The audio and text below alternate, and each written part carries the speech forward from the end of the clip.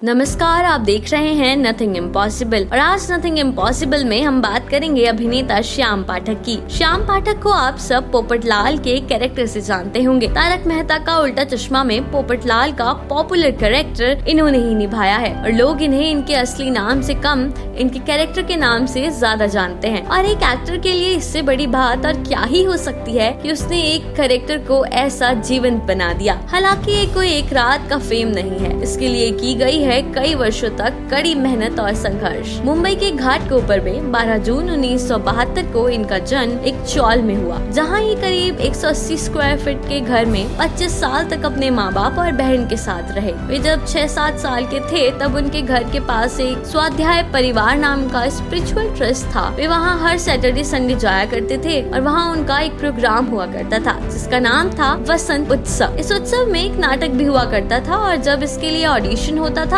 तो वो भी इसमें हिस्सा लेते थे और हर बार उन्हें लीड रोल प्ले करने को मिल जाता था और उन्हें बहुत वाहवाही भी मिलती थी। उस वाहवाही से उन्हें बहुत अच्छा लगता था। उन्हें लगता था कि वो एक्टर बन जाएं। स्कूल में भी वे एक्स्ट्रा करिकुलम एक्टिविटीज में काफी एक्टिव हुआ करते थे। पर जब वे कॉलेज में थे तब घर की आर्थिक स्थिति को देखते हुए उन्हें लगा कि अब उन्हें जॉब करनी पड़ेगी और फिर उन्होंने कपड़े के स्टोर में सेल्समैन की नौकरी करना शुरू कर दिया, जिसकी वजह से उन्हें कई बार शर्मिंदा भी होना पड़ता था। वे बोलने और बातें करने में बहुत अच्छे थे, इसलिए स्टोर के मालिक ये चाहते थे कि जो भी ग्राहक आए उसे सबसे पहले वे ही अटेंड करें, बाद में कोई और। तो कई बार जब उनके कॉलेज के लड़के या लड़कियां अपने माँ बाप के साथ स्टोर पर आते थे तो उन्हें अटेंड करना पड़ता था, जो उन्हें बिल्कुल पसंद नहीं था। जब उनका कॉलेज खत्म हुआ तो उन्होंने सीए की पढ़ाई करना शुरू कर दी, क्योंकि उनकी माँ ये चाहती थी कि वो सीए बन जाए। जब उन्होंने सीए के इंटरमीडिएट का एग्जाम दिया तो उन्होंने इस एग्जाम के दोनों ग्रुप फर्स्ट अटेम्प्ट में ही क्लियर कर लिए। उसके बाद एक बार वे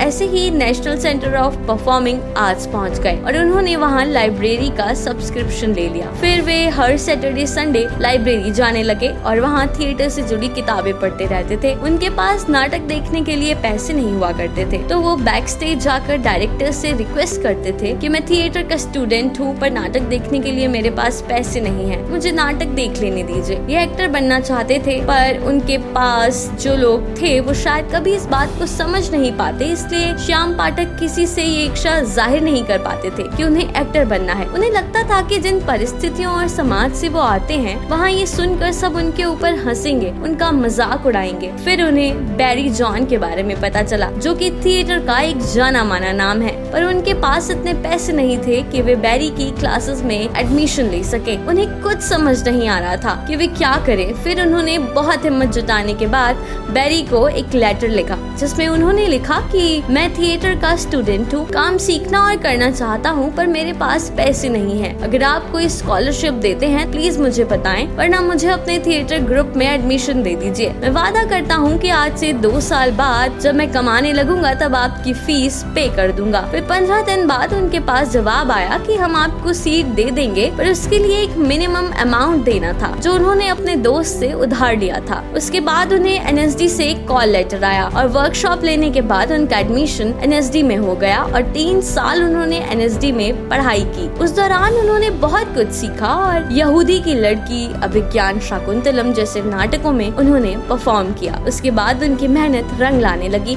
उन्हें कई शोज मिले जैसे कि एक चाबी है पड़ोस में, सोनपरी और तारक मेहता का उल्टा चश्मा। सब कहते हैं कि मीडिया और फिल्म इंडस्ट्री 2 ऐसे क्षेत्र हैं जहां आप किसी की मदद के बिना आगे नहीं बढ़ सकते, पर ऐसा नहीं है। आप अपनी सच्ची मेहनत और लगन से वो सब कुछ हासिल कर सकते हैं जो आप करना चाहते हैं, बिना किसी की मदद के।